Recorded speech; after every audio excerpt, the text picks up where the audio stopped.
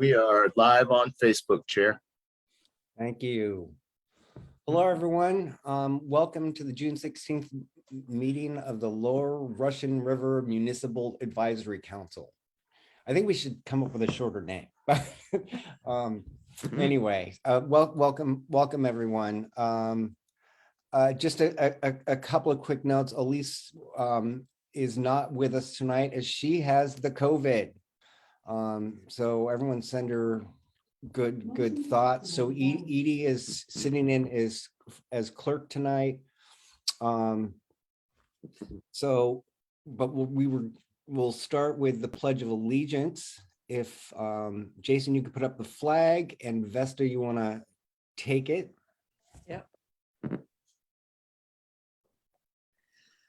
I pledge allegiance to the flag of the United States of America and to the republic for which it stands, one nation, under God, indivisible, with liberty and justice for all. Thanks, Vesta. Hey, Edie, can you do a roll call? Yes, let me get that up. All right. Vesta Copesticks, Here. Lisa Namanson, Here. Pip Marquez de la Plata, Here. Naomi Huffstetter, Here. Nick Pereira, Kira Wink, Yes, I'm here. Tony Goodwin, Tony Goodwin is absent. I'm Mike Nicholls, standing in as his alternate. perfect, and Alice Teeter. Here. Thank you. We had Nick a moment I was ago. gonna say, Nick so was just here. Letting you know, I mean, I'm assuming it's something with connection, so I would expect Nick Pereira to reappear because he was on earlier. And there he is. Yes. All right. So we're going to move to the approval of the agenda. I do want to make a note, since Elise is not here right now. We're going to remove the update on the Confluence project, and we will talk about that at our next meeting. But just so everyone knows, the Confluence project is a initiative to get tourists and residents alike to respect the Russian River. And there's some marketing going on to do just that. So we'll hear more about that and how it affects all of us next time. Other than that, the agenda remains the same. If someone would like to move to approve the agenda, that would be great. I so move. Second. Great. Roll call. Or Pip, aye. Mike, Aye. Vesta, Aye. Alice, Aye. Lisa, Aye. Kira, Yes, aye. Naomi, Nick?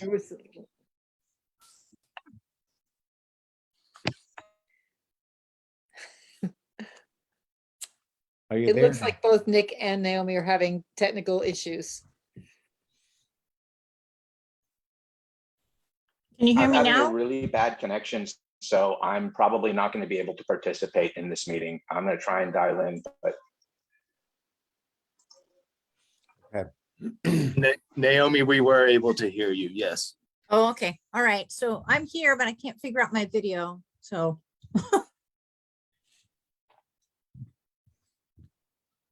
Okay, so now is the time for anyone on the council to let it be known that you have a conflict of interest with any of the items on the agenda. Anyone? No? Okay, great. There was no correspondence, so we're going to move to the consent calendar, which is basically approving the minutes from last meeting. I do know we have one correction, which is in the section about the George's Hideaway comments, that we need to add something. So after Supervisor Hopkins responded, the community voted, George's Hideaway was voted as a number one option, mentioning the ongoing substantial support from the community due to the safety it can provide to the 21 residents. We need to add that Nick Pereira disputed Supervisor Hopkins' characterization of the process. I will add that, Chair. Great. Anyone else have any other additions or comments on last meeting's minutes? All right, if not, would someone like to move to? Hold on. Sorry, I just was able to get back in. I need an addition to the minutes. I think we got it in. Was that about you're not agreeing with the, okay, Yes. great. We got that, Nick. Okay, thanks. Sure. So with that, can someone approve or move to approve the minutes with the Wait. the change? Wait, I'm sorry. Are we talking about the minutes from the last meeting? Yes. Yes. I had a correction on page 8. It talked about land use under land use. It really didn't make any sense about what I had stated. So what I meant to say was that Kyra Wink, not Winks, provided an update on the Guerneville Lock Resort. The zoning board had recommended the elimination of the 4th level of the proposed hotel, and it will be going back to the Board of Zoning in the fall of this year. And then I had stated that the next land use meeting would be on May 26, 2020 to discuss further land use issues. So that's recorded now, and I can send those updates to Edie. All right, great. Thanks, Kyra. Thank you. All right, so with those two changes and additions, does someone move to approve the minutes from our last meeting? I'll move to approve the minutes from the last meeting. And I'll do I have? Second. All right, and we got Alice as a second. And then Edie, do you want to quickly do a call on that one? Yes, Alice, Yes. Kira, Yes? Nick, Yes. Vesta, Yes. Mike, Yes. Yes. Naomi, Yes. Lisa, Yes. Mike. You called me twice, yes. Sorry. I think we need to call for public comment before we vote on a motion to comply with our bylaws. On the minutes? On every motion, on every action item, you have to call for public comment. All right, does anyone in the public have a comment on last meeting's minutes?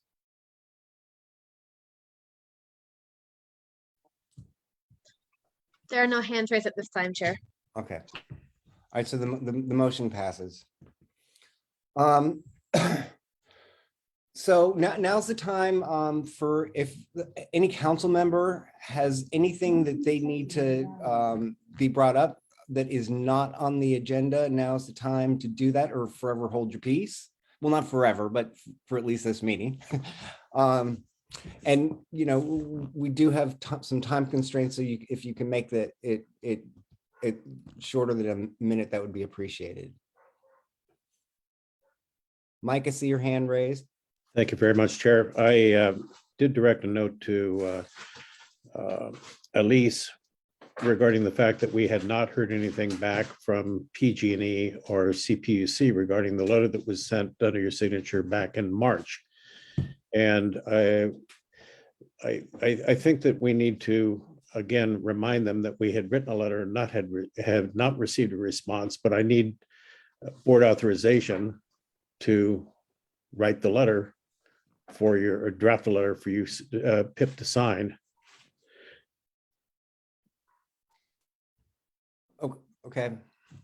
Pip, this is Lisa. I so move. Go for it, Mike. Follow up with them all the time. I have no objection to that. Okay, then what I'll do is draft a letter and I'll submit it to Elise, and then she can forward it to you, Pip. and it can appear on the agenda for the next meeting, I guess. Yeah. I hate for it to, that's going to push us out 5 months from the original letter, unfortunately. And it may be stale at that time, but I feel that it's necessary to at least try to get some sort of response from PG&E and or CPUC on the issue. Okay. Any other board member have an issue to bring up now that's not on the agenda? Excuse me, my voice is going. I just had a question. I mean, can we, as our office, just reach out to our usual contact and push them again for that letter? Do you need a formal action, or can we, I mean? Well, can't we do both? Can you guys push, try to get a response? And if you don't, then we can, we can have the letter as a second go round. Yeah, that sounds great. I mean, we can certainly at least work with our primary contact to let them know that you're discussing this and that you might take another action at your next meeting. Okay, great. Anyone else on the council have a comment? Vesta. I have a question more than anything. At the Forestville Town Hall, we had drawings of the new roundabout to go in at the Mirabel and River Road and extending new construction extending up Mirabel Road.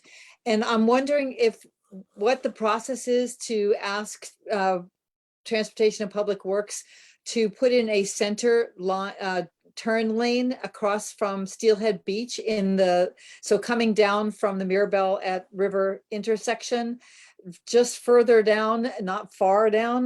The issues of going in and out of Steelhead Beach they're complicated, and they're also extremely dangerous. And recently there was an accident where 2 cars collided and went off the road. And it looked like someone was coming out of Steelhead Beach making an illegal left turn, and the other person was coming down the road, and they both went off the road into the creek. And the Transportation and Public Works is replacing the no left turn sign, but that does not solve that intersection problem.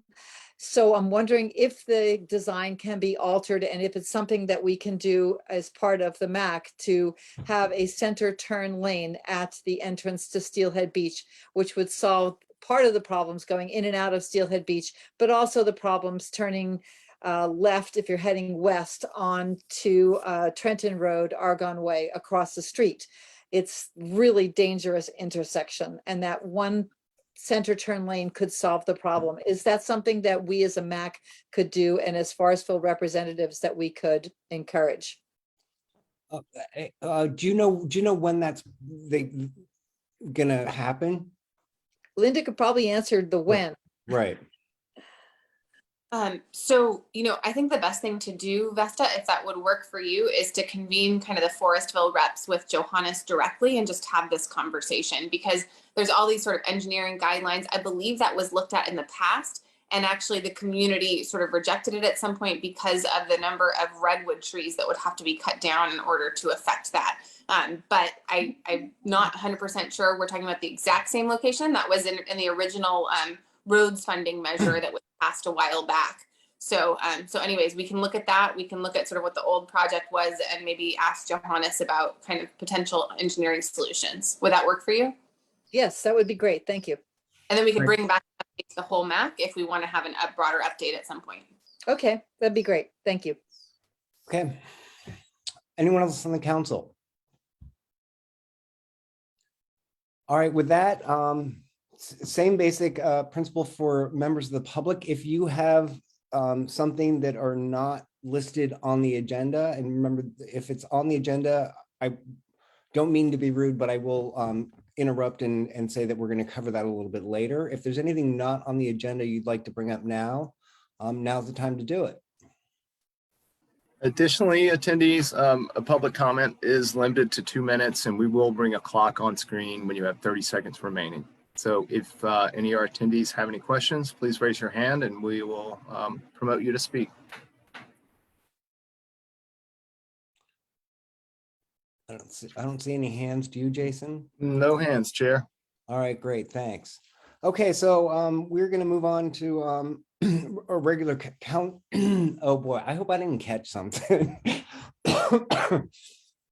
I was around Elise. So anyway, so the first thing is Supervisor Hopkins is gonna give an update, and I hope you're feeling okay.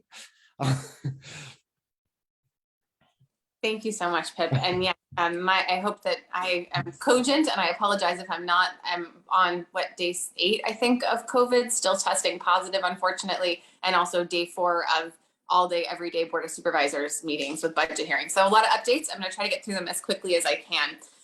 So on Monday, the Board of Supervisors approved a few exciting things for West County. One was the contract for a wastewater consultant.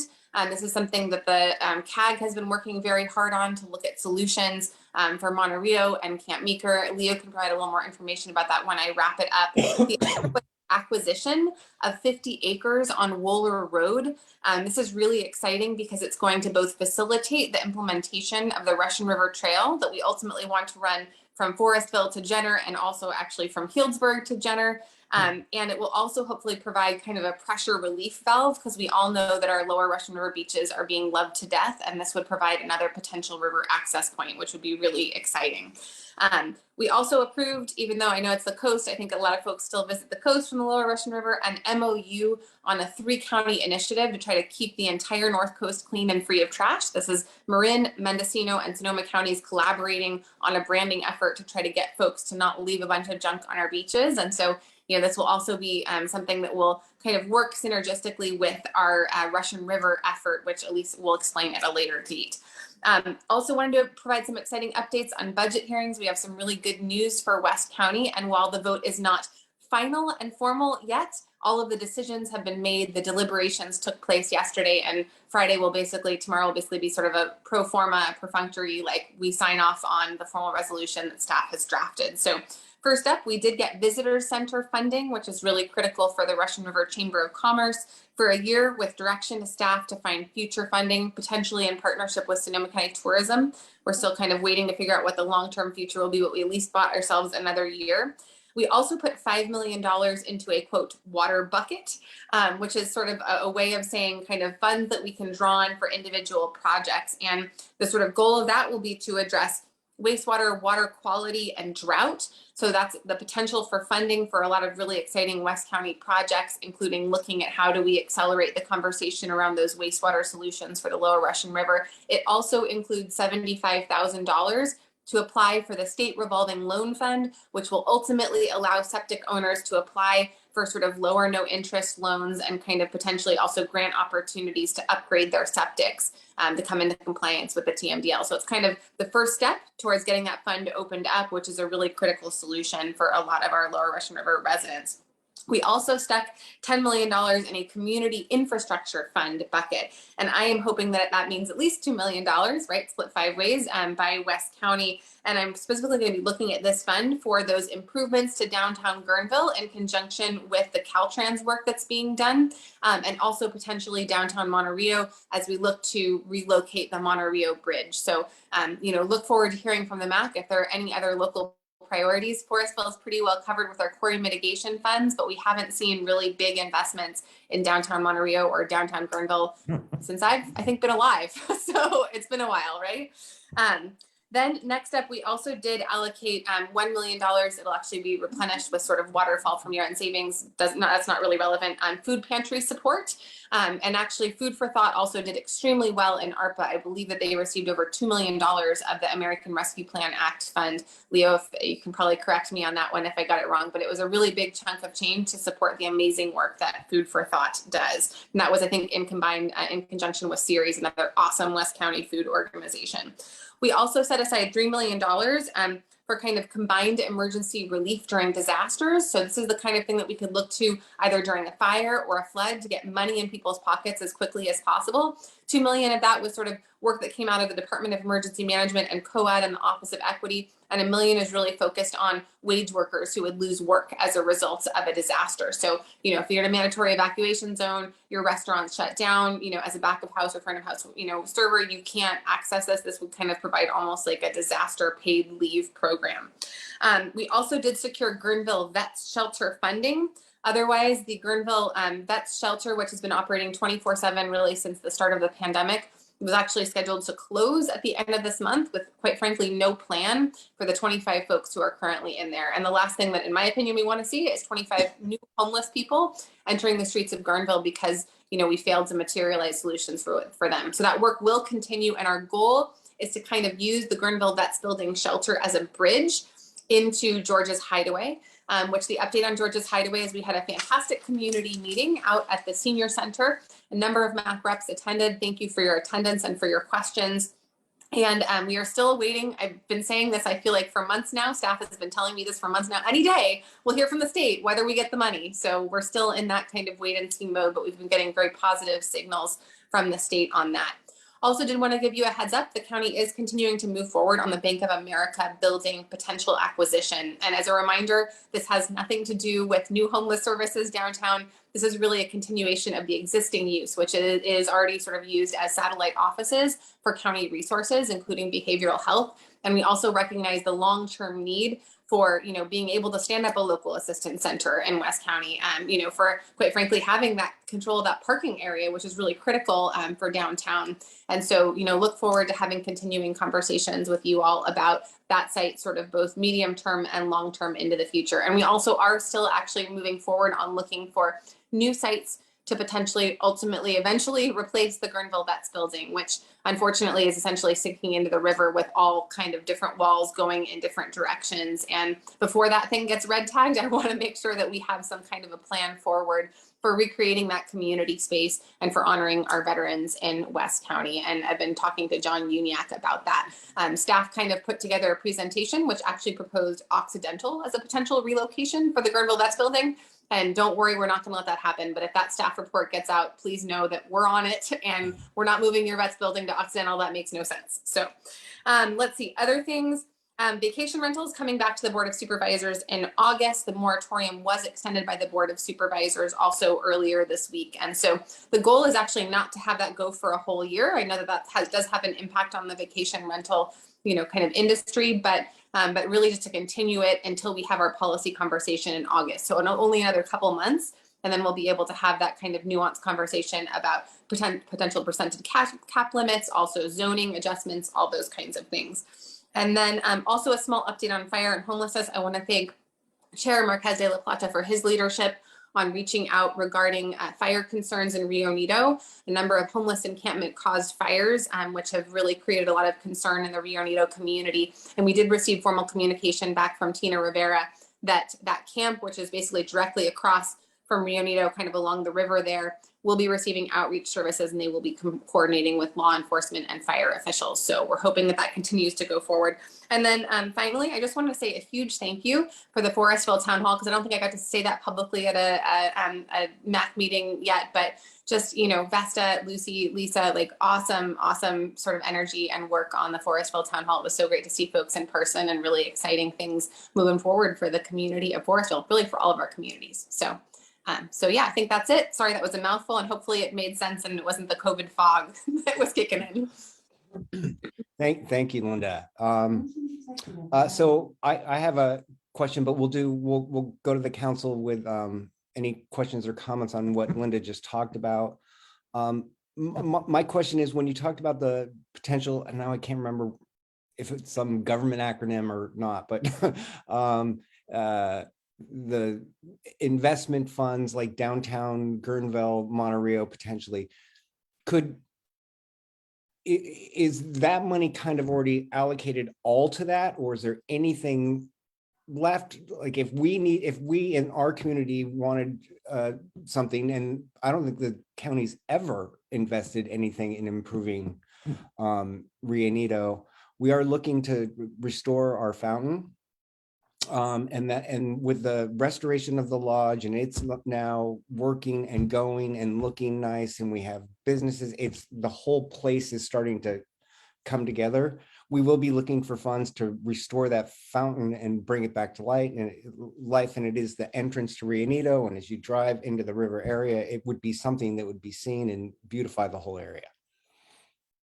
So those funds are in no way, shape, or form like predetermined. And so, Right. I mean, think of it as like a giant lump of clay that we're going to figure out how we sculpt it. And it's going to come back to the Board of Supervisors for policy development. I don't know if at that point we will just divide it up $2 million per district, or if there's going to be competitive criteria. But I think it's a great opportunity to plant the seed. So everyone in the, on the map, like start thinking about exactly what Pip said, which is what are those needs in my community that I've seen for a long time, where a relatively small amount of money could make a really big difference.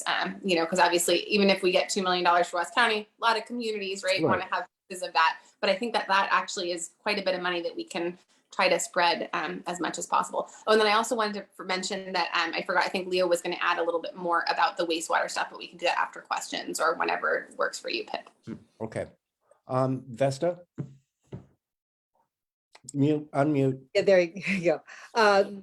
Is there money in this for trash cleanup along the sides of the roads?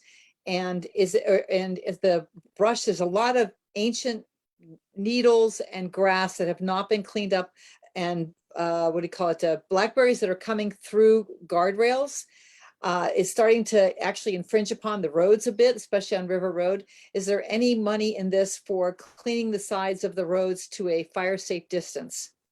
So that should be honestly within the existing roads budget. And we actually have a separate allocation that was 2 years per district. I think it was it $100,000 or $200,000 per district for vegetation management. So again, maybe we can bring that up when we meet with Johannes. And if anyone wants to flag particular roads that need roadside clearing, let us know, because we found that TPW is very responsive, particularly when there's a line of sight issue, or something where there's an obvious potential fire hazard. Okay, because River Road is in trouble in a lot of places. And since it is the entrance to our area, and it does look pretty bad. And you and I had spoken about the park and ride in Forestville. It's a mess and it's a fire hazard, and it has not been cleaned up, and we're already in tourist season. So that would be great to have all park and rides cleaned up and ready. Writing on my list. Thank you. If I can add one quick thing just as a response to that, I may have mentioned it once before, but the county is doing a new sort of tracking system for these kind of constituent issues. And I think it's going to supersede SoCo Report It. So that is coming soon, and I encourage all of you to use it. I'm hoping that it will have some better transparency so that Lynda and I and Elise can actually go in there and see when things are entered and when they're being addressed. So I'm hoping that it'll be a useful tool. Any new IT that the county launches, we're always cautious about how successful it's going to be immediately, but hopefully it'll be good in the long term, because part of the design was to have us be better able to see what's happening in there. So I encourage you all to try to use it when it launches. Okay, great. Thank you. Okay, great.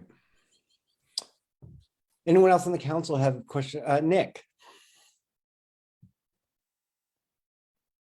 You need to unmute, Nick. Yeah, no, I'm on my mom's computer at her house, so this is an unfamiliar machine to me.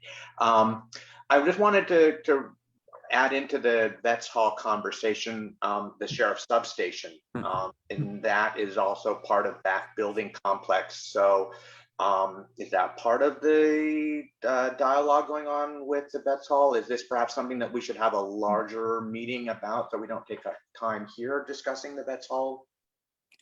Great question. And that is absolutely on our radar. And we've actually talked about the possibility of co-locating, because we also need a new fire station in Guerneville, because that one is also unreinforced masonry. So think about it, right? All of our most important people are sheriff's deputies and our firefighters in unreinforced masonry buildings. And Monterrio's building is also unreinforced masonry. So we've talked about kind of potentially co-locating like a public safety sort of a structure that would include sheriff as well as fire, but we're totally open. And I think we definitely should have a separate meeting about this. My understanding is that General Services has done some preliminary site analysis. And so at some point would love to work with you, Nick, to host a town hall conversation on this for Guerneville.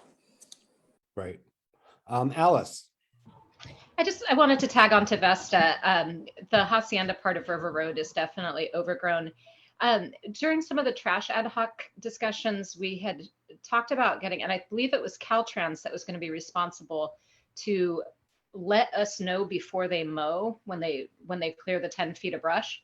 And unfortunately, in a lot of West County, they came through and mowed in a lot of trash. Stony Point, Piner, a lot of that area is now just like where people have dumped whole household bags of trash has now been mowed in. Now it's impossible to remove. So we wanted to just kind of keep that in the discussion about roadside cleanup, is that if we know when we can get committees out, get volunteers out, get river keepers out to clear trash ahead of that mowing, it will be a lot easier for everybody. So want to just kind of keep that piece of our trash ad hoc agenda in the air. Great point. Thanks, Alice. Anyone else in the council have a question for Lynda? I don't see any hands. We will go to public. Any questions for Lynda? Oh boy.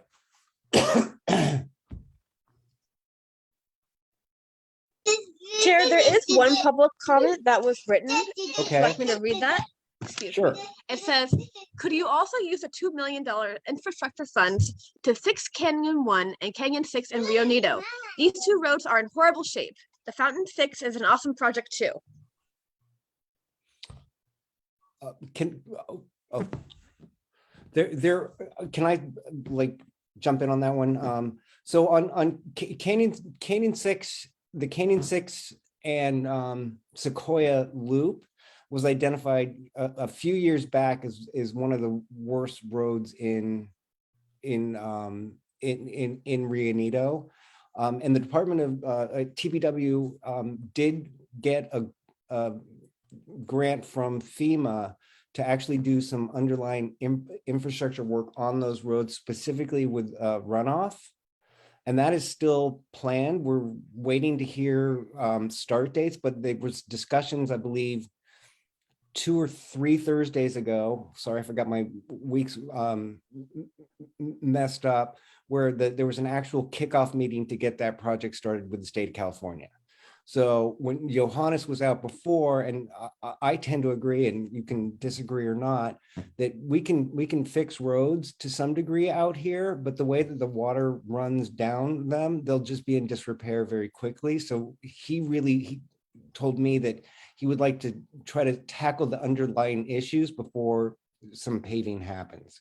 So the good news is on both Bay and Willow and Upper Canyon 6 and Sequoia, there has been funds approved to get some underlying infrastructure work done. And anyone, Lynda or Leo, jump in. I think you explained it perfectly. And then that's also something that we can look at once that work is done on getting the fresh coat of pavement. Just kind of like how we timed Cazadero Highway. We've done this a few different situations where there's kind of, bigger infrastructure projects, and then we want to put the pavement on after that happens.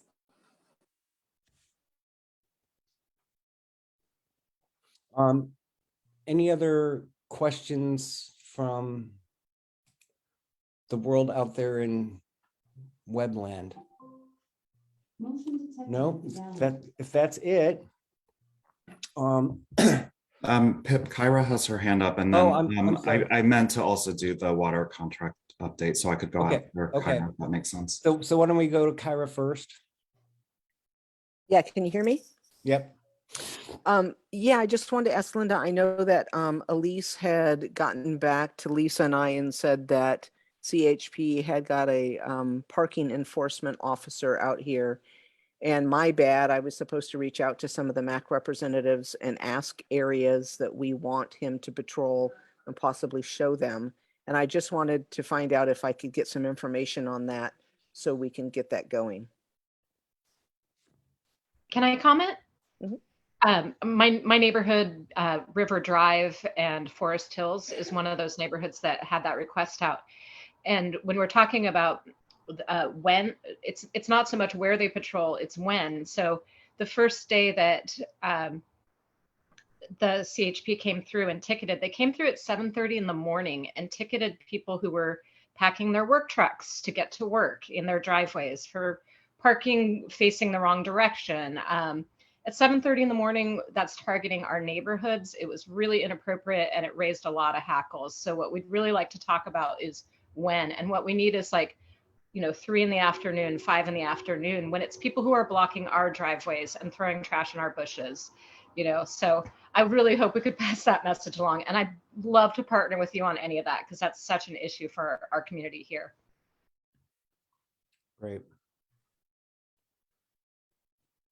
Naomi, did you have your hand up? Yes, Pip, sorry, just working on a new computer. I had a couple suggested places as far as what Kara had mentioned.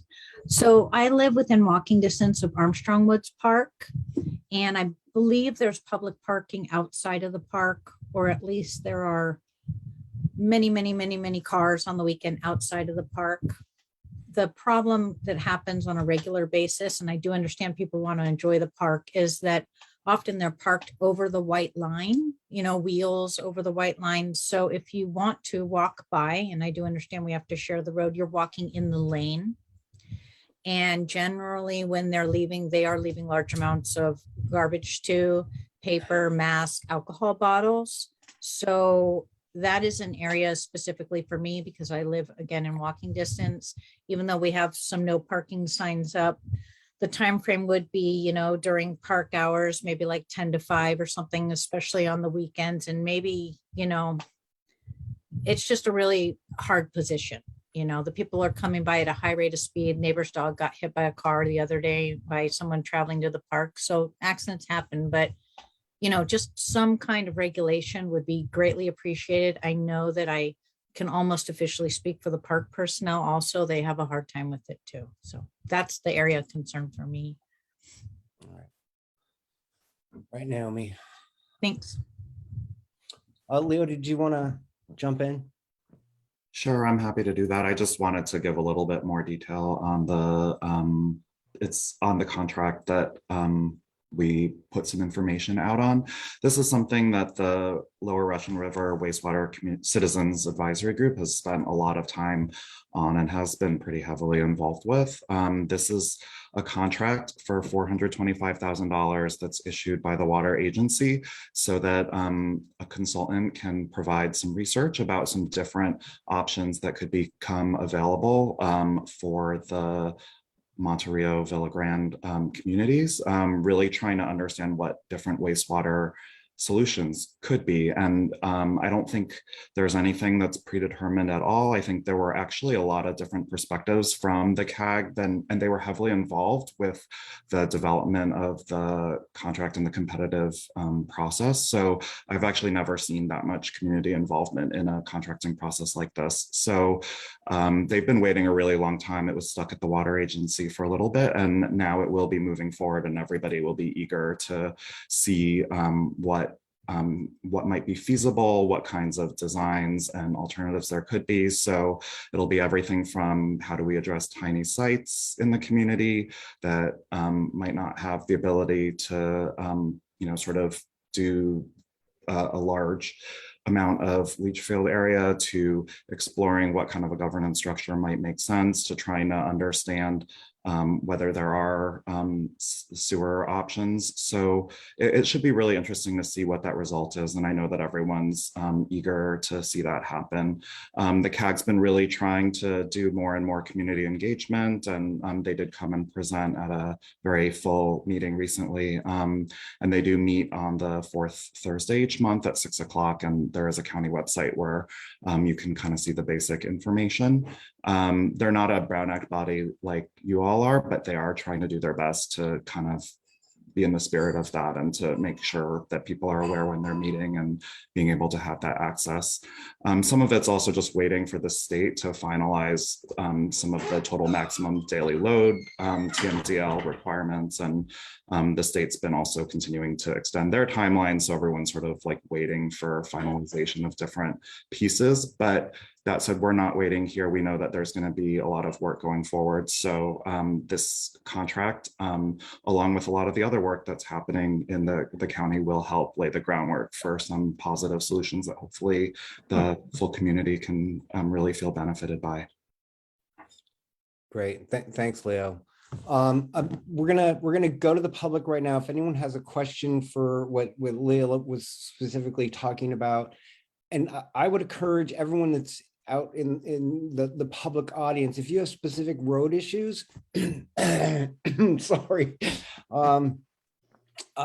please contact your local MAC rep, because they will be in the best position to catalog everything, consolidate, and get those to the correct folks, whether they're at TPW or in the District 5 office. And my experience is that when we can consolidate, it helps everyone out. So if anyone has any questions for what Leo was just talking about with the CAG, now's your chance to ask him. There's no public comment at this time, Chair. Okay, all right, let's move on to our next item, which is we're going to talk about broadband access, and we have Brian Hughes here from Russian River Alliance, who's going to talk about a pilot program on broadband that's going to start out in Guerneville. Awesome. Thank you, Brian, for being here. Awesome. Thank you for the and invitation. I'm gonna go get some more water. So thank you for the invitation. I do have to say I'm also recovering from COVID. So on the downside, sadly, I have to admit that I was the one who exposed Elise on Saturday. So pretty certain she was not exposing anyone herself. So yay. So I want to go ahead and launch into, I have a presentation to kind of share.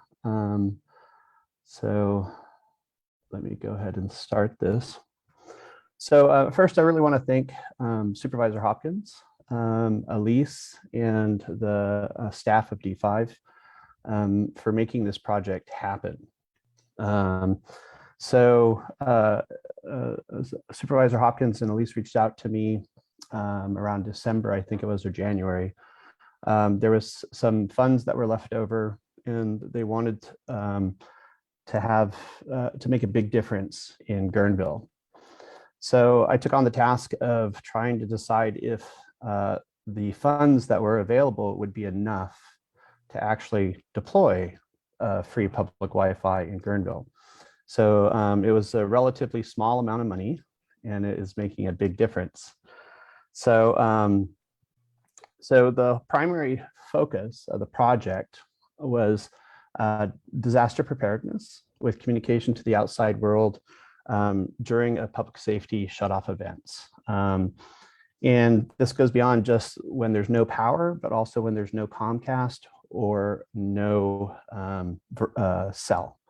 So in the network, it's a mesh network, which I'll show you a picture in the next slide. And it will cover and blanket all of downtown Guerneville. And some of the nodes, or they're called gateways, are going to use Comcast to connect to the internet. And some of them will actually be using Starlink. And they will be solar powered with a battery backup. So this means that the network will operate when there's no power, no Comcast, and no Verizon, which is very critical during our public, when we're suffering through disasters where a fire might be nearby, where we've lost communication. The next goal of this project was to address equity and equitable access to the internet, education, and the digital divide, making sure that everyone has the means to connect to the internet and maybe access family resources, health resources, worker resources, and education. And finally, it addresses economic development, because everyone knows that when you get to town, you can't make a phone call, or often can't. For the tourists, this is a kind of a rude awakening for those who have never been to Guerneville before. So it's kind of a very key project addressing all these things. So the network itself will cover the majority of downtown Guerneville, about 1.5 square miles. So on this picture, you can see where the little green antennas are where all the access points are going to be installed. The blue pins are where we have what's called a gateway, where it connects to the internet. And so this type of network is called a mesh network, which means that all of the antennas talk to each other. And so it creates a blanket that's going to cover the entire downtown region. Now, obviously, there may be better places in town that you'll get better signal.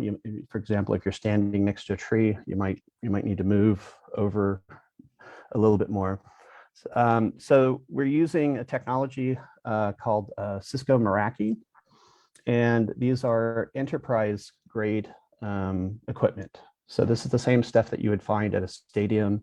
This is the same stuff that you'd find at campuses, at hotels, at airports. They're high-end, very robust equipment and low maintenance, which is really important. So when I was looking on researching on how to accomplish this task, the first challenge I had is how do we do this for the amount of money we have, and is it possible?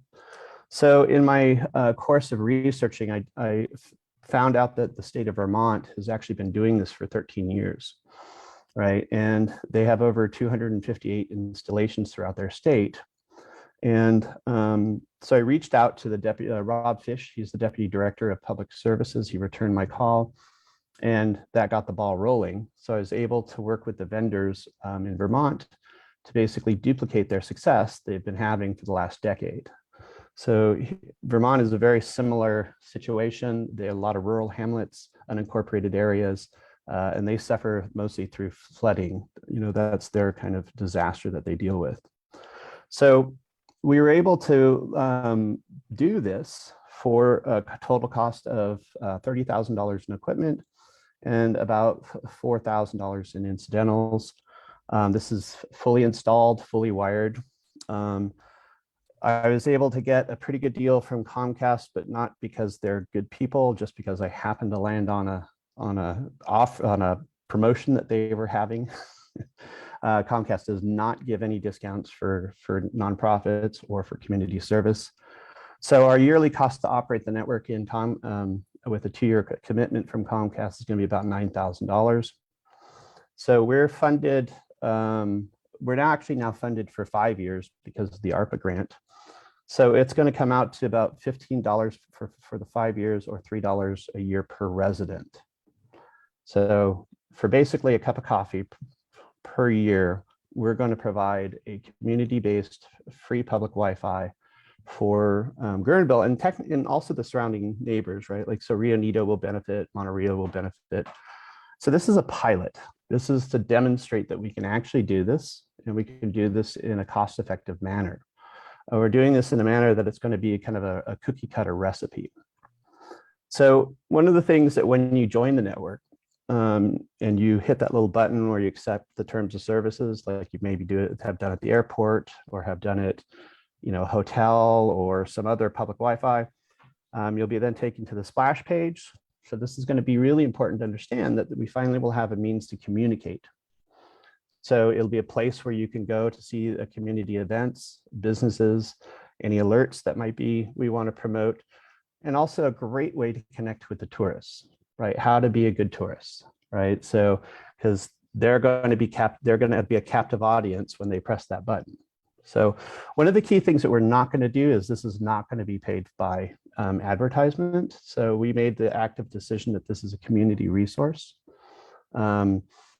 When we start to look at trying to determine if advertisement revenue could pay for this, we felt it was just better to use this as a community-based resource.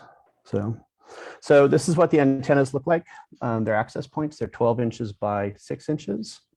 It's the latest state of the art, so it's all Wi-Fi 6. And this is a good example of how discreet they are, and a picture of them being installed. So this is actually from one of the installations in Vermont by the, to kind of give you an example. So there's no wires, it's discreetly mounted and professionally mounted. And we've gotten a great reception from the businesses in Guerneville. So pretty much the access points consume about 30 watts of power. So it's about the equivalent of leaving a light bulb on. And the businesses have all been very supportive in allowing us to install at the key locations. So I'm really happy that everybody in town has really been excited and supportive of this project. So as you can see, our milestones, we got initial funding, and the nice thing about this is that we were able to move very, very quickly. I believe the funding wasn't even made until April or May. And we start installation on Monday. So we expect this to take anywhere from 7 to 8 days. Then we're going to spend probably about a week, testing the network, making sure everything is good. And we're hoping to be able to go live first or second week of July. So this means when we do this, when you're in town, if you have Wi-Fi calling on your phone, you'll be able to make a phone call. So this will be pretty exciting. I know there's, AT&T is building towers, and there's a lot of other work, but this is just a resource that is going to become invaluable, especially in times of disaster, and also equitable access, which is one of our main goals. Again, I want to say thank you to Supervisor Hopkins, Elise, Weiland, and the rest of the staff. The questions you can do me, but it gets better. So Elise suggested that I apply for ARPA funding to do more, and I did. So I applied for $390,000 to basically prove that we can scale. So Guerneville is going to is going to be the pilot. It's going to be the model, kind of the recipe. And using the ARPA funds that we were awarded, we're going to be able to then demonstrate and scale in more challenging rural conditions, such as Bodega Bay, Jenner, Cazadero, Bodega, and Forestville. And all of these sites will also be funded for 5 years. The total residents served are 10,049. And so in this deployment, we're running at about $7 per resident per year. Now, the cost per resident goes up a little bit because, for example, Bodega Bay only has 130 people, I think, or 160 people. And so it's the number of people relative to the size of the hardware. Unfortunately, we're not going to be able to start this until January 2023 because of the supply chain issues. So there's a 220-day lead time on getting the hardware. So here's kind of what we've got. We've done a preliminary site surveys of Cazadero. So it'll have 4 access points, 2 internet gateway and backhauls. Bodega Bay, again, the importance with the way the Wi-Fi will work for Bodega is that we expect over the ocean to get more distance. So the signal tends to travel further. So the low income area of Bodega Bay is over here by the Porto Bodega Marina and RV Park. And there's also a lot of people who live on their boats in the harbor, that are seasonal. So this really speaks, because they're an active fishing village, this is really going to not just address disaster issues and preparedness, but also the equitable access to the internet. Bodega. So I'm already working with Che on this one. They're incredibly excited. They have no cell service, and what services they have is pretty bad. So they're all very excited about the opportunity, especially during the times of disaster, of having an area to congregate. So one of the key things when we're building and deploying the network is we do look for areas where the community can come and congregate without interfering with any first responders or disaster response, so that there's an area for them to gather to actually check their email, to make a phone call, to see what's going on in the outside world when they're not evacuated, but maybe they've lost communication and they've lost the power and there's maybe a fire nearby. So, and then Jenner, right now, it looks like we're probably just going to be able to do a single hotspot. Jenner's still up in the air. We're not 100% sure. I know the fiber terminates at the post office, but there's some question about whether or not it's actually going to be accessible. So this is the goal is to get service out to Jenner. And then Forestville. And in this one, we actually were originally looking at doing over to El Molino, but more likely that hardware will get moved and deployed somewhere in town to extend the network. Yeah, and that's it. So any questions, I'd be happy to answer. Thanks, Brian. That's really exciting, actually. Something's actually happening. Let's turn into council first. I see, Mike, you have your hand raised. Thanks, Pip. Hello, Brian. Good to see you, and glad that you're recovering from COVID. Regarding the splash page, this is great news, because the splash page, of course, is the key in the front door, basically to the network and to the community. My question is, who's going to be maintaining this splash page and updating it on a regular basis so that the content is current? So what we'll be doing is we'll be working with each community. Ideally, each community will either provide us with the resource, somebody who might do, or at least the content information. So the way, one of the reasons why we chose the Cisco Meraki is that it's all cloud managed. This technology was originally developed by MIT and bought by Cisco. So it's got a lot of advanced smarts behind it. It's self-configuring, it's self-healing, and at the end of the day, doesn't require any network certification to operate. So that's really nice. In our plan, in the ARPA plan, our goal is to, once we're up and running, is to use this to help maybe train vocational training, or even some network training. So for example, if there's a local high school student or a local, somebody who wants to learn how to take over and operate, we can then, Cisco offers actually free training through their network online classes for network administration. So there's an opportunity here where we can actually help, a high school student or somebody who wants to maybe get into network management, so that they can start to look at whether it's a career, and then train them on these online courses, and then let them start to become familiar with how to do this configuration. If there's nobody in the community who wants to step up to that, we can do it. It's just going to be a WordPress page that you ultimately get redirected to. So it's not going to be a complex issue to keep it current. So great, thanks. Alice. Yeah, thank you for including Forestville in this. I took a quick look at the map, and it looks like that's all Forestville proper up in town. Is that correct? Yeah, so far this is a preliminary site survey. So once we get closer to the date where we're going to be deploying, so Elise has been instrumental in connecting me, and now I know that you're part of the Forestville. So we'll start to work closer with the community involvement. And the key is that we have 5 access points that will be delivered. But right now, that was kind of the preliminary deployment, was kind of along that main stretch of the road, starting from the firehouse.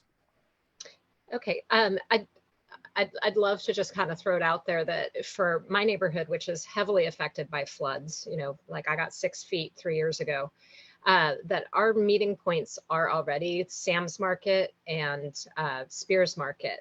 That's just where we go, where people bring chainsaws, where people bring food to share. And so it would be really wonderful if there was some sites on the river. So, and thank you. This is incredible. And as a home health nurse who's traveling around the river area, I can tell you how much this is going to change my life. So awesome. Many thanks.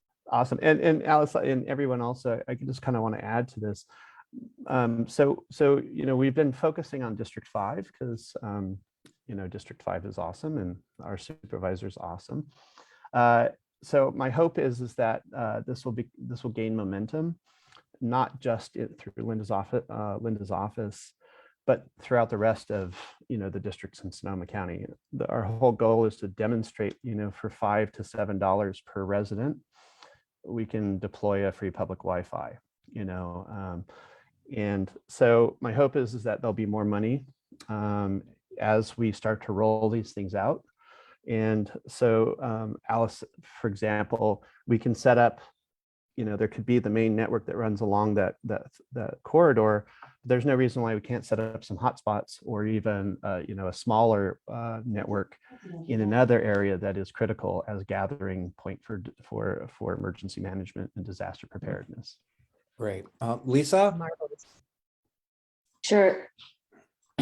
Thanks, Brian. This is amazing. I wanted to ask you, it's sort of along the lines of what Alice is talking about, but if other communities or spots want to replicate what you're doing and give suggestions, I'm just sort of thinking, how many sites do you need? And is it just power, telco, and line of sight, or is it hotspots? How is it best for communities to get the information to you?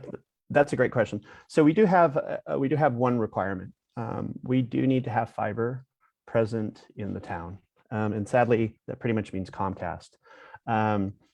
So for example, we can't go much past Jenner yet.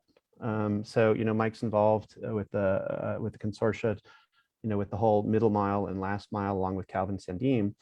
So this is really a great convergence of so many things that are coming together with the rural broadband initiative, with what's happening locally, that we'll just be able to steamroll, as fiber gets deployed further and further into rural Sonoma County and further, across California, we can install these locations where they're not. But today, right now, if there is like Comcast or fiber available in like the downtown area or wherever there might be a place where we can set up 2 or 3 hotspots, that's the underlying requirement. Great. Vesta.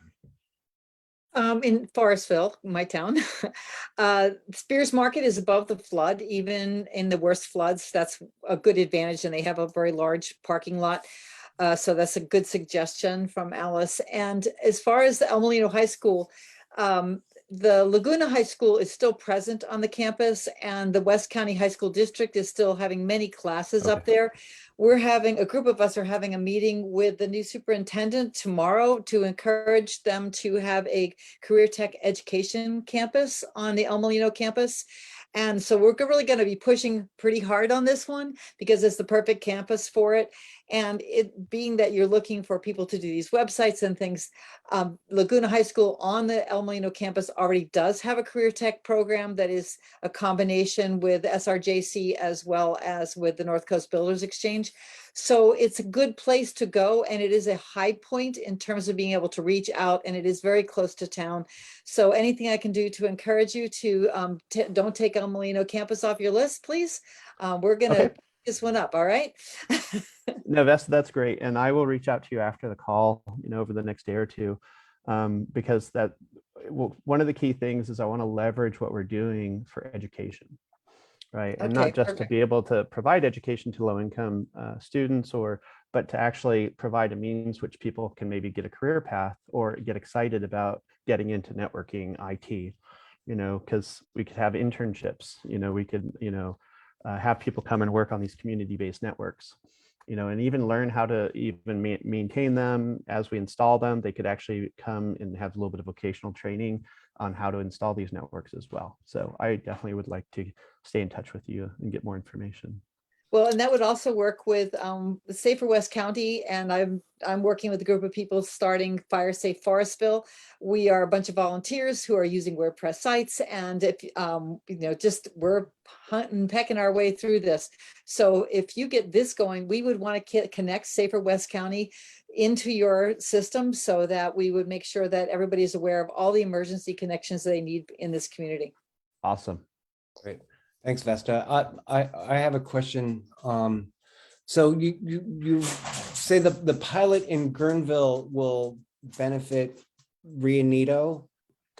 Indirectly. So obviously, Pip, the solution really is once we've demonstrated all this stuff works, we show it's just then a matter of us going and looking and asking the county to get more funding. At our cost point for doing this, it makes every sense to do this, so finding dollars. I would like us to eventually get away from looking for SIF and TIF funds to pay for this, and maybe see if the county, once we've proven this, that this is actually a viable thing to be funding just through county dollars, right? So again, I want to give all the credit to Supervisor Hopkins and Elise for finding the means to make this happen in a kind of a bootstrapped way, right? And so there's no reason why we can't have a hotspot in Rio Nido. There's no reason why we wouldn't want to do a couple of access points in Monterey, right? But in the time being, because of the supply chain, all this stuff, Right. at least you can drive up to Guerneville, and get some information about what's going on. So Right. So what I heard, and maybe what you just said makes me feel better, is that there might have been some technical reasons why Rio Nido couldn't do this. it was more strategic, to be honest. Okay. All right. Okay. Yeah. Okay. So the strategic was I wanted to show Guerneville's a great place. There's a lot of issues. There's tourists. And then choosing the ARPA sites was also very strategic. All right. So there's not a technical issue that you know of that. No. Okay, It's just a matter of us being able to do this at the pace that we can do it, and the funds being available to do it. So okay, great. And Pip, I just had a little follow-up. This is Lisa with along with Alice and Vesta, just also thinking about Pocket Canyon and other spots like that didn't show up on Brian's sort of initial deployment, but that it's important not to forget little hubs of hotspots that we could place all around our jurisdiction of the River Mac, which would be great. Yeah, and like Lisa says, it can just be a hotspot. So Yep. it doesn't have to be like a mesh network. So Okay, great. Thanks. I don't see any other hands up with the council. Anyone in the public have any questions for Brian or comments? There are no questions or comments from the public at this time, Chair. Okay, great. Kyra had actually a quick question. So Villa Grande, yes, there's, again, as long as there's if there's Comcast present at Villa Grande, or Villa Grande, then there's no reason why we can't set up a network there too. All right, great. Thank you, Brian. Thank you so much for allowing me the opportunity to present. All right, great. Thank you. Yeah. All right. So the next up is Mike Nicholls actually wrote a letter for the MAC to send to the the state requesting they continue to fund the North Bay North Coast broadband funding. I don't know if all of you have had a chance to read the letter, but Mike, maybe you can take a second to tell everyone why this is important, and then we'll take a vote on whether we should send this or not. Thank you very much, Chair.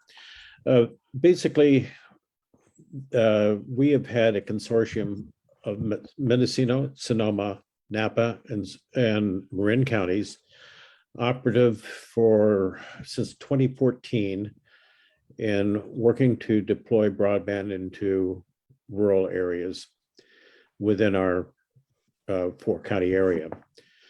And what we've been very reasonably successful in Sonoma County. We had a $9 million project in Occidental where we were able to deploy fiber to the home to 500 households.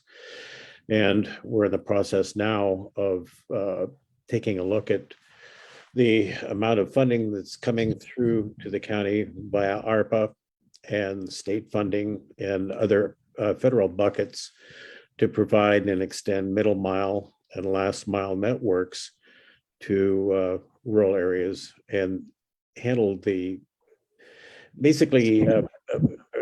try to achieve the 98% connected goal that the state has set for each of the counties.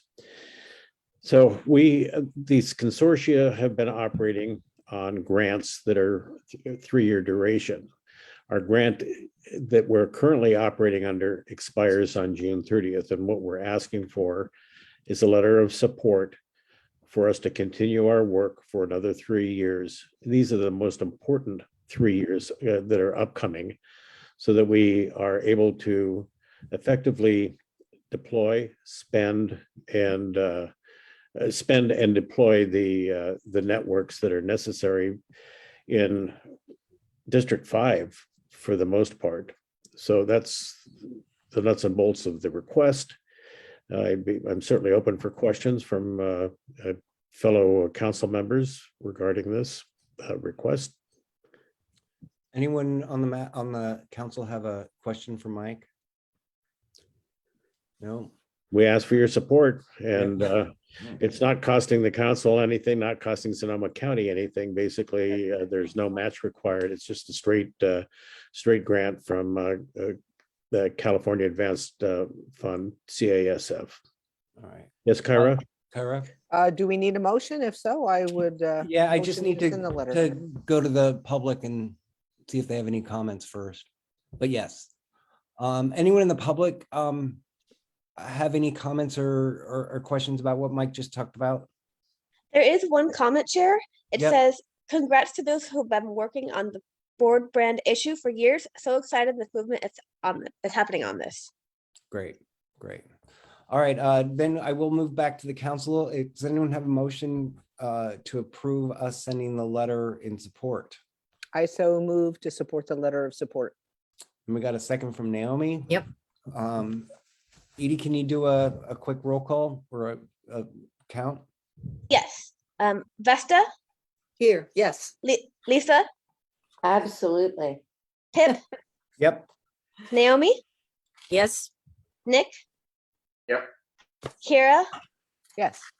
Mike, I believe I have to abstain because I'm directly connected with the letter. fair enough. Alice, Yes. Great. Thank you, everyone. Appreciate So that. the motion passes. Excellent. All right, like I talked about in the beginning of the meeting, we are gonna punt on the Russian River Confluence Program. It's an important program for all of us out here on the river, but we will cover it at our next meeting when Elise is recovered from COVID. Next, we're going to talk about a little bit about the MAC processes and I'd like to have a good conversation with especially with the council on this. There's a lot of stuff coming up from the study on self-government, governance. We have fire issues happening. There's a lot of stuff, and we'd like to shore up the MAC and get more involvement. So there's a couple of things that we're planning on doing. One is to do an actual physical mailer that talks about why the public should get involved in the MACs more. And we'd like to do a survey as well to ask the public on what, in their opinion, would make the MAC more beneficial to them and how to get more involved. So if anyone has any kind of questions or burning things that you'd like to include in that, you can talk about that now, or you can send that to Elise and myself, and we'll make sure to include some of those comments. And the other thing too is we have probably since the inception of the MAC probably complained and debated whether or not we should go to monthly meetings instead of every other month. We have a lot of stuff to cover. These meetings can go long and we don't get as deep into subjects as we probably want to, nor do we have to, cut the public off too on comments. So going to monthly meetings with a shorter list of things on the meeting so we can get more in depth could potentially happen. I know Supervisor Hopkins is hiring a field representative would be an addition, which would free up a resource to potentially make that happen. And I'd like for y'all to discuss what you think about moving to monthly meetings and whether that's a good idea or not. So Mike, you got your hand raised. Yeah, thank you very much, Chair. This is something that's been near and dear to me for the last 3 years. I was board chair back in the first year that we formed, and it was readily apparent to us at that time that we did need to have monthly meetings, and we were strapped, unfortunately, at that time for admin help, but I certainly would support and the move to a monthly meeting format so that we can really delve into some of these issues and not jam everything into a bi-monthly meeting schedule that sometimes creates meetings that are 3 hours, 4 hours long. So that concludes my comments on the subject. Thank you. All right, Alice. Just to tag on to that, as long as we also make a commitment that they don't turn into a monthly 3 hour long meeting. Right. Like really, and we could fill the time, but I don't know that we all have it. No, that and I that's how I feel as well. Exactly, Alice. It's not to have them go longer. It's to be able to have less subject matter in each meeting and talk about those things more in depth. I know even as chairing these meetings, sometimes I feel bad when because someone wants to keep talking, and I feel like we always have to cut them off or not get to what they're really trying to say because we have to move on because we can't have a 3 or 4 hour meeting. Yeah, I hear you on that. Yeah. And thank you for chairing and for keeping these things moving along. Vesta? You're muted, Vesta. Yeah, I was trying to put Brian Hughes' contact information into my contact list. Two things. One is the postcard. I believe that's important. Like, as you know, tonight that there's a Warriors game going on, so we probably don't have a big audience. Right. The postcard would reach people who otherwise the only access they have is the internet. And of course, that leaves out a lot of people. And some people don't even do Zoom. So I would love to have more communication between the MAC and the outside world, the people who are representing, so we can truly represent them. And then the survey, I would love to be able to talk about the questions on the survey before it goes out. If we could have a meeting among ourselves to discuss the format of it and also the questions that we're looking for, that would help us a lot. Surveys are really important. I also believe that monthly meetings would be especially important because we tend to have two presentations. And when we have two presentations, we have no time for the public to really tell us what's on their minds. And if we could get it down to one presentation and then give ourselves, our committees and the public to say, well, this is on my mind, I'd really like you to hear it. It would be real advantageous, like you say, not cutting people off. So with the addition of a new field representative, an additional field representative, I think we could pull this off, and I think it would represent our communities better, which is what we're all about, representing our communities. Great. Naomi? I just wanted to say that I would completely and utterly support once a month meetings. I think it's necessary and we'd get further. All right, Nick.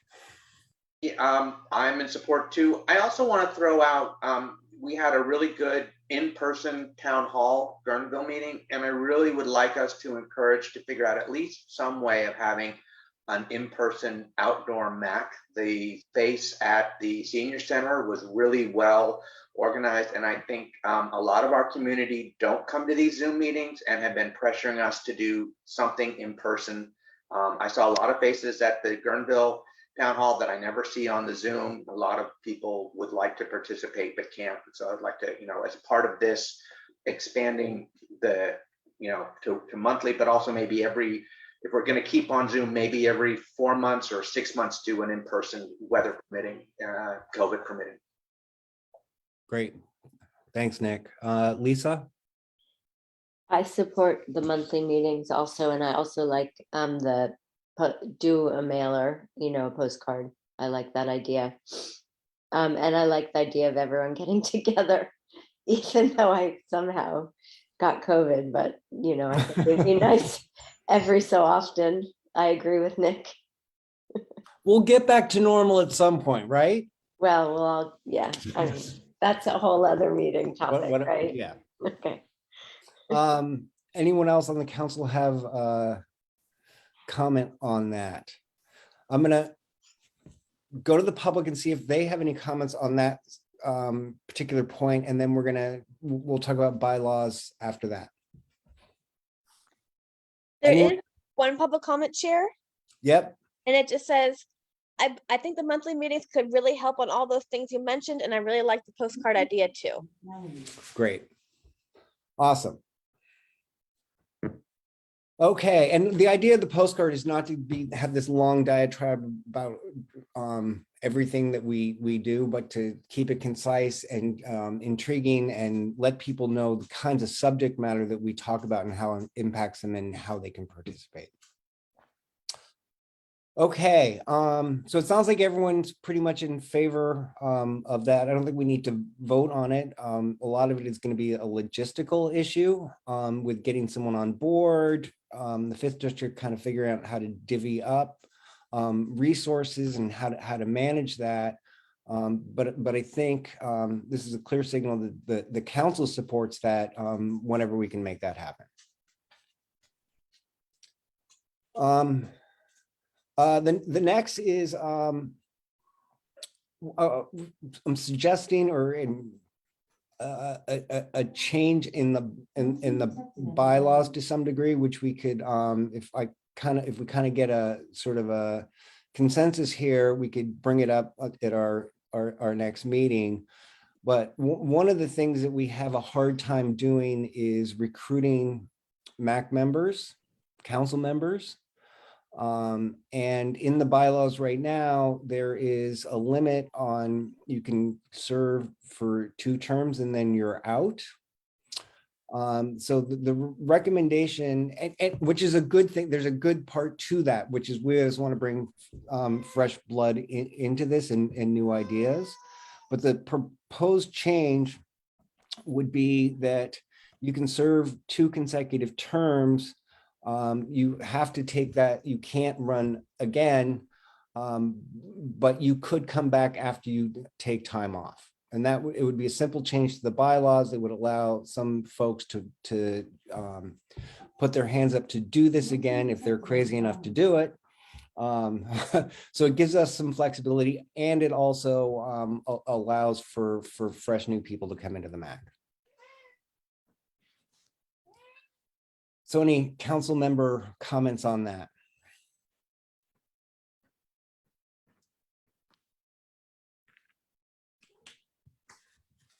Yep, are you saying, are there particular positions that are coming up soon for reelection, like certain areas? It's easier for me to understand it a little bit better. I don't think it necessarily affects what's coming up next. Okay.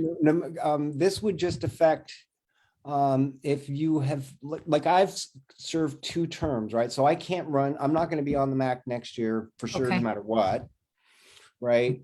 But let's say I was crazy and I wanted to do it 2 years from now. 2 years for 3 now, or 3 years from now, Okay. depending on Yeah. how long that person's term was. That would allow, and I'm not saying I would, but I'm just saying any of you or any of us Right.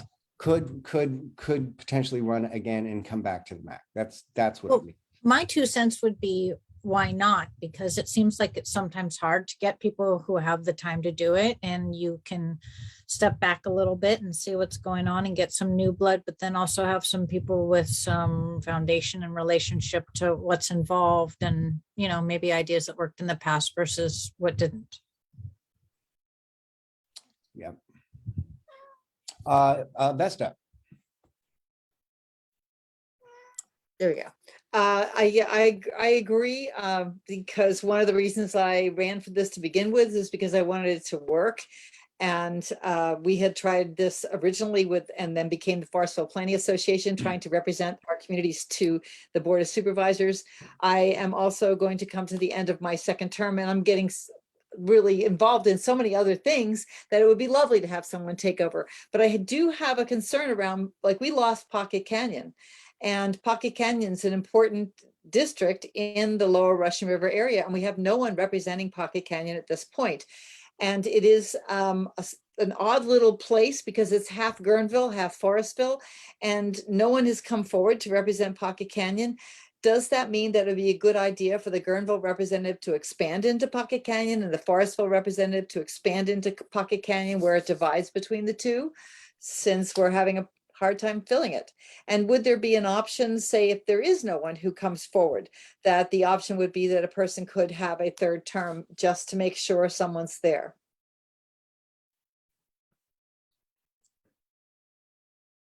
So the first part of that, I mean, that's up for Lynda to decide, really. The reason that my understanding is the reason these districts were set up the way they are, it's pretty much equal population with equal representative.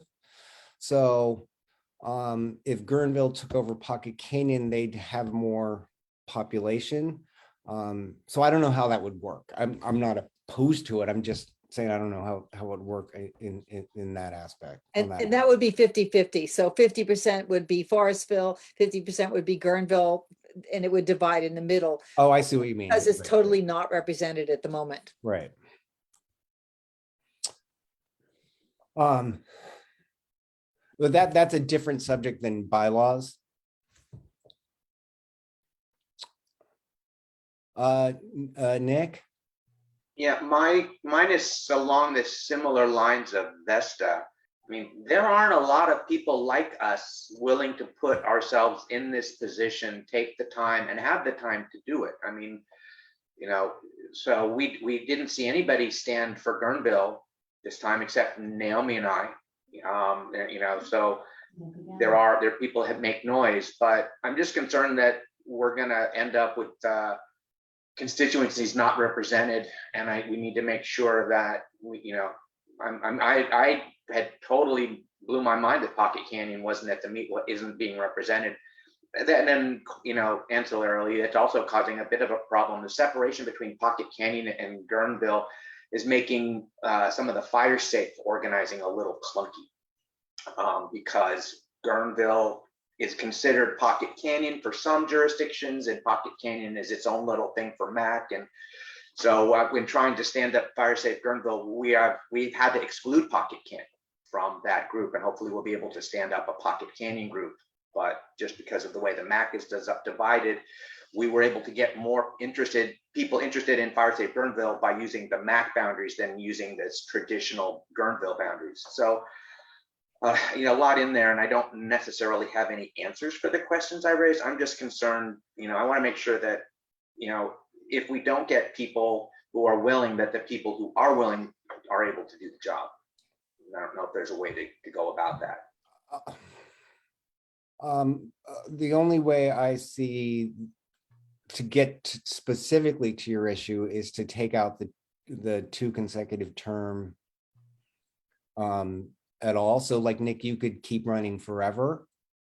And it would just be up to, you know, 5th district and the people that you're representing to decide whether you stay on or not. Right. Right. I mean, exactly. And if people get fed up with me, they'll not vote for me, you know, or if somebody else gets fed up with me and wants to stand up, I'm sure I ticked off 1 or 2 people, you know, so.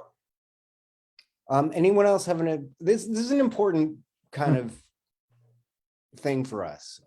So any comments, anything you have to say about this, please do. I'm sorry, I had to step away because my dogs were going crazy. Were we basically saying that if the position came up and we didn't have any new blood, if you will, running, perhaps who was here, even if we've already been here 2 terms, would, if we're interested, we could possibly extend? Is that what we were saying, like a default, or maybe that's my idea also? So the proposal was to have 2 consecutive terms, and then you couldn't run for a 3rd. Right. Someone would have to replace you then, right? But then you could come back after that.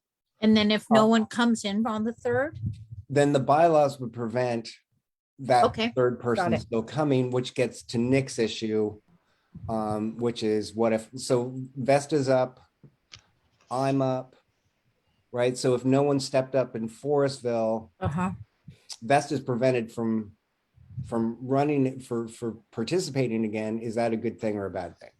Right. So is that something we decide, or is that something that Lynda decides? Well,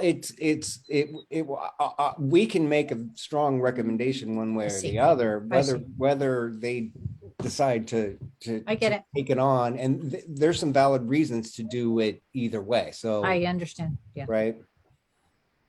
So Does for that me, I also- would leave the option open. I mean, if we could change the bylaws to say if there's no one who is willing to run, that the existing person can run, even if they've had two consecutive terms, because we could get ourselves in a situation just like Pocket Canyon where there is no one. Right. And I know like in our bylaws at my work, there is a clause that you cannot be an officer of the board unless you have served one term, unless the board of directors says otherwise. So there is an out that way. And I don't know if there's a way to do that here.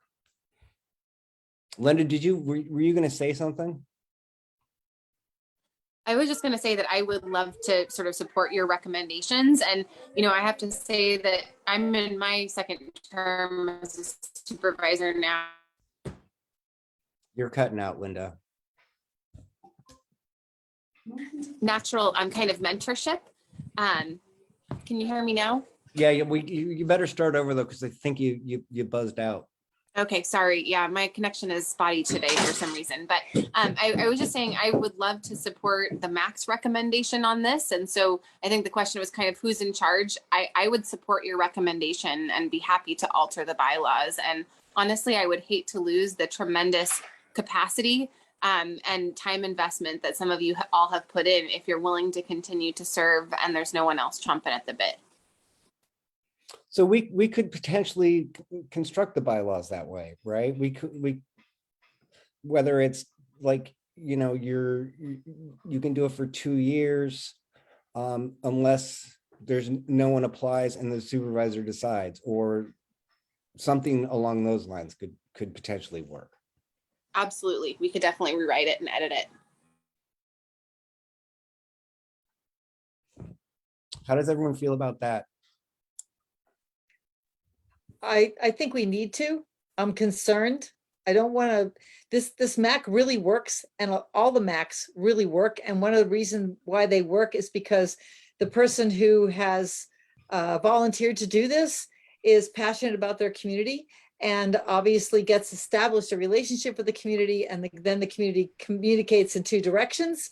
And so to simply lose it because the bylaws says you have to do it that way is a sad loss. If you're willing to do it, then yes, why not run? It would, and you're still being elected. It's not like you're going to be Putin saying I'm your president for life, right? So, Right. so it's definitely an elected thing, and maybe for each one would be a maximum of 2 years. If you've already run a 2-year and a 3-year, like where I'm going for the 5 years, then the next one becomes the 2 or a 1, whatever it happens to be.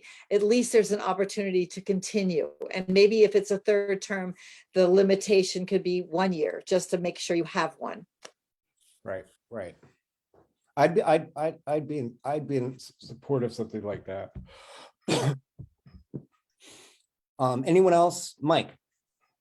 You know, this is a really complex subject, and I really suggest that Pip, you might want to consider setting up an ad hoc to study it, bring some proposals forward to the board for consideration, because this conversation can go on for hours. I'm not sure that we're making any progress, but I think if an ad hoc would present 2 or 3 different options for consideration, that might be the best way to move forward.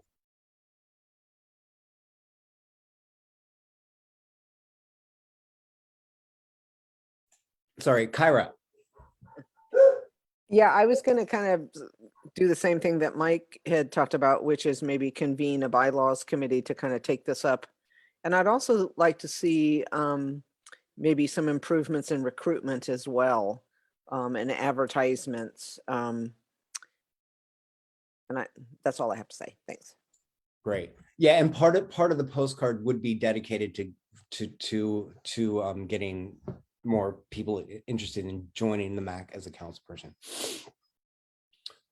Nick, did you have your hand still raised?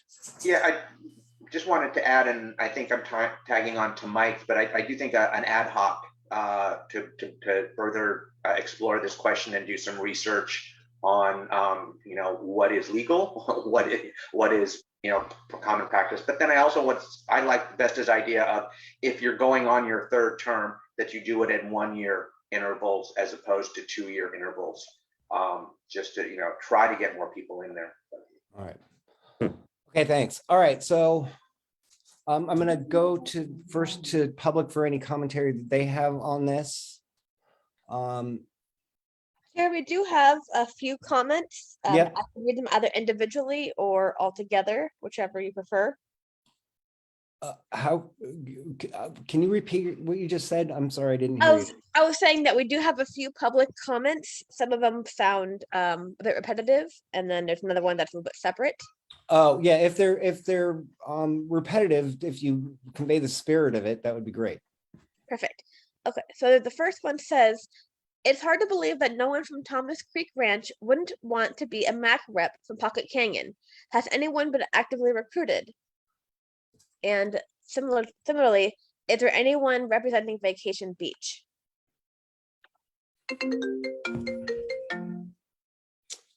So on the first, I know there has been effort to look in Pocket Canyon to uncover someone. We did have someone that was supposedly joining the MAC, and then they didn't show up for the first meeting, which is not a good sign. So yes, there was. On the second part, I'm not sure about on Vacation Beach. And then our next commenter asks, what is the time commitment per month when serving on the MAC? Can the public participate in ad hocs or work groups? So the time commitment is really going to be dependent on the council member themselves. I mean, it could be as little as just showing up to these meetings, which is, 2 or 3 hours, and it could be once a month, which I hope that's not the case. But, if you are actively doing town halls and other things that you do, it could take up some more time than that. That's all, Chair. Hey Pip, Okay. this Yeah. is Lisa. Sorry, I don't know Edie, but would it be valuable if Edie read the name of the the person making the comment? Just because I know one of the comments was from Lucy, who is actually a Forestville alternate. Okay. I don't know if there's value to say. Yeah, there probably is. Thank you very much, Edie, though. I really appreciate the work you're doing tonight. Okay. Any other comments on this? Go ahead, Mike.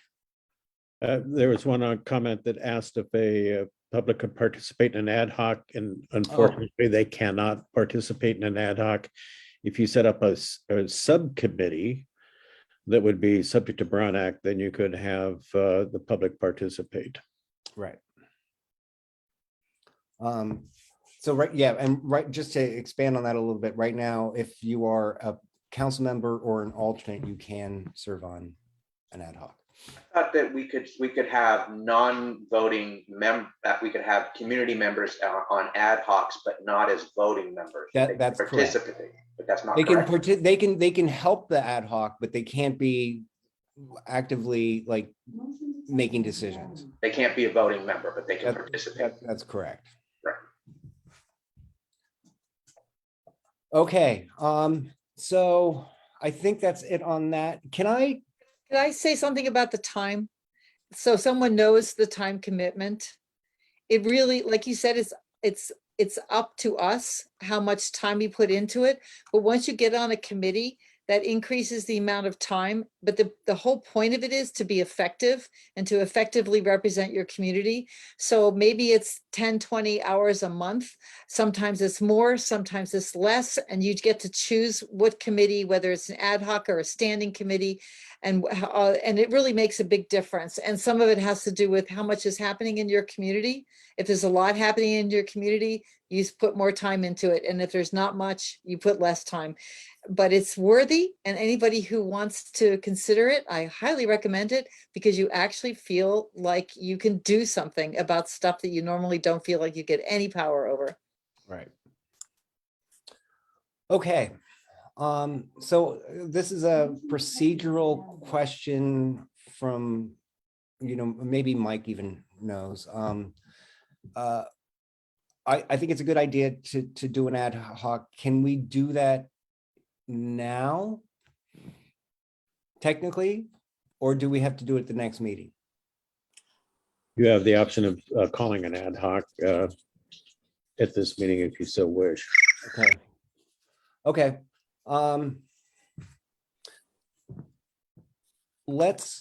Here's what we'll do. If anyone's interested in being on this ad hoc, email me, because we have time to figure this out before everyone's term is up. And so we could form the ad hoc at the next meeting, and it would probably just be a short term, maybe a couple of week process to do that work, and we'd be ready for the in plenty of time. And Lynda has her hand up. Oh, yeah, go ahead, Lynda. And I'm gonna cough again. I just wanted to add sort of one more question that maybe would be appropriate for the ad hoc to consider. Yeah. We have talked in the past about offering a stipend to MAC reps, and I want to honor the tremendous amount of work that you put into your community, and also recognize that sometimes stipends allow people who might not otherwise be able to participate, right? Some folks have a hard time getting childcare, for instance, being able to afford that to go to a meeting. So I just wanted to throw out that question as well. Okay. Yeah, Supervisor Gorin brought that up last week, and I guess they're doing it for theirs, aren't they? They may be, I don't know. It wasn't originally, but they might have changed their policy. Yeah. Okay.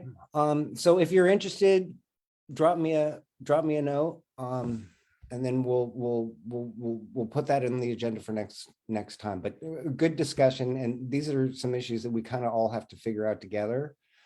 Because this can be a really good resource for each of our communities. I feel it here. Okay, we are gonna move on to some ad hoc reports. Trash-orama. Alice, Lisa. I think Alice and I are going to be regrouping on some major issues coming forward, and I think we need some more volunteers on our committee. What do you think, Alice? Exactly, my thoughts exactly. Let's wait till you and Elise feel better. Let's reconvene distance in person, and let's talk about getting some of the initial community volunteers, river keepers, mermaids, etc., people who wanted to support that. Let's talk about kind of getting that refocused together, right? Definitely before we go into the next election for MAC. And it's a good time. I don't have any formal report out today for you. Sorry. Okay. And it's good coming into summer right now. We're ready. We're there for trash. All right. Okay, great. And then land use. There is a report attached to here. So we, unless Kyra, you want to say anything here? No. Okay. And then vacation rentals. The thing that we were going to talk about, actually, Lynda and Leo talked about earlier in the meeting, so I think we can move past that as well. And that's essentially, there was a moratorium. Board of Supervisors are going to revisit the the recommendations in August, I think I heard. So we'll if there's something to report, we'll bring it up next on the next meeting. And so the last thing on here is we had a discussion about fire prevention and encampments at our last meeting. Lynda, you talked a little bit about some of the stuff specific to Rio Neto, but I'm wondering if there's any updates on cross-departmental communication, how the public can, report things, anything that's changed since last time. It would be great to hear about because it's still a topic of conversation that's continuing to happen. Yeah, I would actually defer to Leo, who's been having some direct communications with ISD and who also actually got an update on the sort of, I think we're calling it constituent relationship management software. That's going to be the new version of SOCO Report It. So maybe Leo, you could share some updates.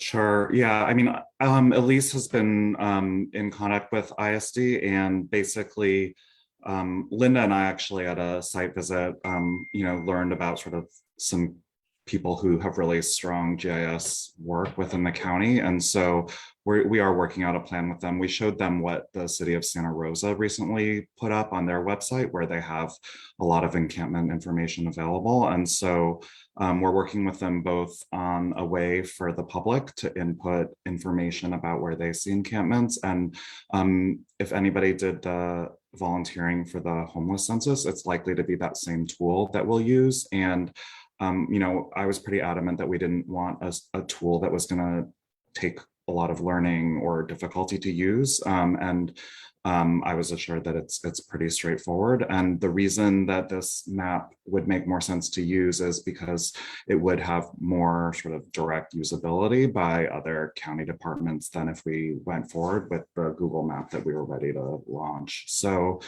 we're continuing to get in there on that. And I think that the team is good. I think they did a lot of the kind of recovery post-fire mapping, for example. So I think that they have the ability to do it. It's just trying to get their time. That's always the challenge. But Lynda and I repeatedly emphasized how time sensitive all of this is with both health services and CDC, as well as with the IT team. So if we're not getting the response we need, there's channels within the county administrator's office we can also push through.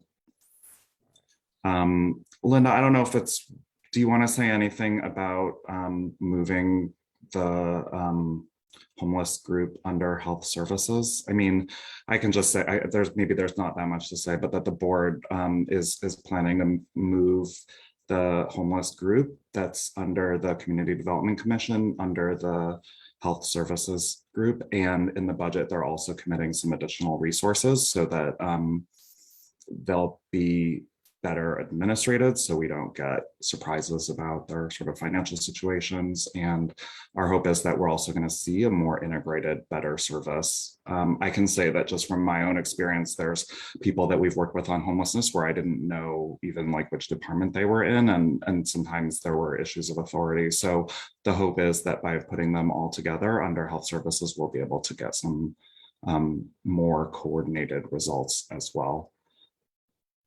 Right. I would say just keep reporting encampments as you see them and letting us know. I mean, I think it's a combination of sort of the ad hoc pushing that our office does, as well as trying to build these systems. So it needs to be both. Yeah, I can't reinforce what Leo said enough. Especially council members, you hear it in the community. Of course, you call fire, sheriff, or whatever. But also, if you just let them know, sometimes things are not known by the county or on someone's radar, and they can make that happen. Does anyone on the council have any questions for what Leo just talked about? No. Yep. Vesta. When you say moving it under health services, does that include mental health services, since so many homeless people have mental health issues? I mean, I have seen the sort of organization chart. Health services is so big. I mean, I would hope that regardless of whether they're sort of in the same stack or not, that they would be working more closely together and that it would be integrated. I think that it's a separate group under health services, but the hope is that if it's in the same department, it's going to be better integrated and more accessible. But I don't think it's like a merged health. I don't think it's putting it's not just being subsumed into that division. I think it's its own group. All right, great. Any other council members have any questions or comments for Leo on that? All right, anyone in the public, questions or comments? We do have one comment, Chair. Yep. It's from Lucy Hardcastle. She Hi, said, Lucy.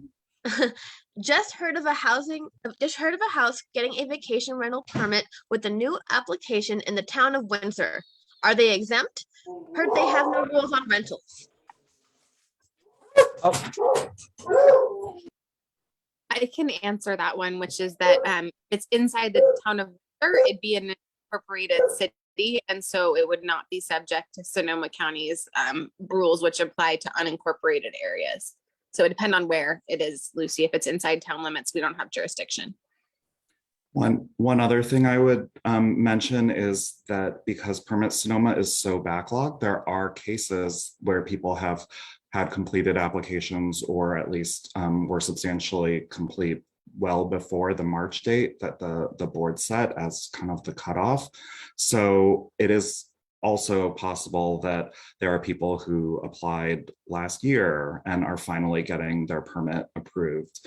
If they're in one of the cap areas, because we're at the cap, they wouldn't move forward. But if they were in a non-cap area, then they could still move forward. So I can definitely see that creating confusion because there's people who've been waiting a long time who might be moving forward if they're in sort of the non-cap areas of the county because it's from such a long time ago. And that cutoff date has been, the subject of a lot of community opinions, both directions. So yeah, that's kind of where we are. All right, thanks, Leo. Any other questions on the web, Facebook, or otherwise? All clear on Facebook, Chair. Say that again, Jason. We can barely hear you. All right, we're no questions on Facebook. Thank you. Okay, all right, great, thanks. All right, with that, can I get, Kyra? I just wanted to make a quick announcement. The town of Monterey has a 2022 annual Rio Fest coming up on July 9th from 2 p.m. to 6 p.m. And so if anybody is interested, we'd love to have you there. They're going to have live music, great food, kids corner, and fair booths. Thank you. Sure. Mike. Thank you, Chair. I just wanted to bring up the fact that the governor's directive on Brown Act meetings expires at the end of the month, but AB 361 is ongoing. Many of the other county agencies at this time are discussing whether or not they should return to in-person meetings and or hybrid meetings. So this is something probably that we might want to add to the agenda for our next meeting to discuss. Public participation is important, and Nick mentioned the great turnout that they had at the town hall meeting in Guerneville. We probably should think about returning to meetings in each of our communities if county health directives indicate that we're in that able to do so. But at any rate, we should at least discuss this in a public forum. And that concludes my comments. Okay. Thank you. All right, since we are 7 minutes ahead of schedule, we'll have Vesta talk again. Okay, thank you. Two things I want to say. Yes, Mike, when Forestville had a town hall, it was a hybrid meeting, and there were maybe 60 some odd people at the in-person meeting, as well as 60 some odd people at the Zoom meeting. So it was 100% successful, and everybody, it worked. The other thing is along the lines of announcements, and so I'd like to continue with hybrids. Announcements, Safer West County is being very successful in starting local fire safe groups. Monterey is putting together theirs now. Guerneville successfully put together theirs. Occidental has been operational for 4 years. Camp Meeker has been about 3. Forestville is starting ours.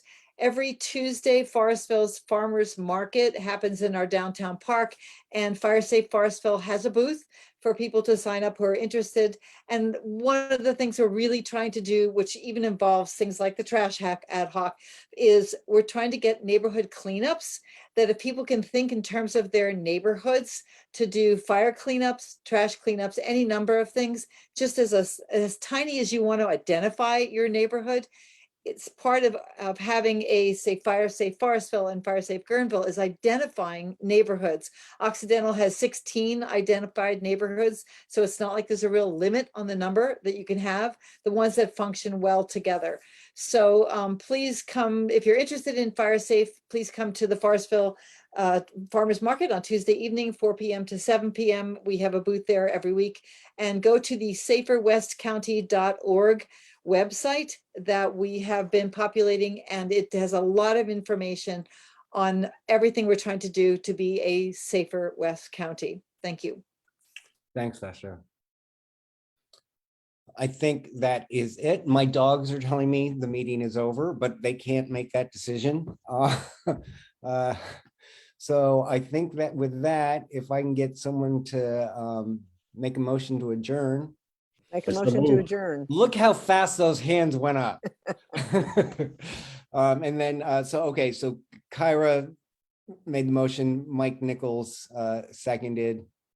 And so with that, we are adjourned. Thank you, everyone, once again. Thank you for those that have joined. Anyone that's out in the public, please tell your friends to participate and spay and neuter your animals. All right. Thank you. Thank you. Thank you, you guys. It was Thank a you, great everyone. meeting. Thank you, Okay. everybody. Good night. Okay, bye. Bye-bye. Good night. Lisa, are you typing something to Lucy still? Should I keep the meeting? No, open? you can, Okay, I'll grab her. It's about trash. okay, So, yeah. great. Thank you, Yeah, it sounds Leo. like Lucy's interested in the trash ad hoc. Pip, Thanks so feel much. better, Pip. I will. And you can see I hope it's not the damn COVID. That's exactly how it started for me. Sorry. and All you right. can see how one presentation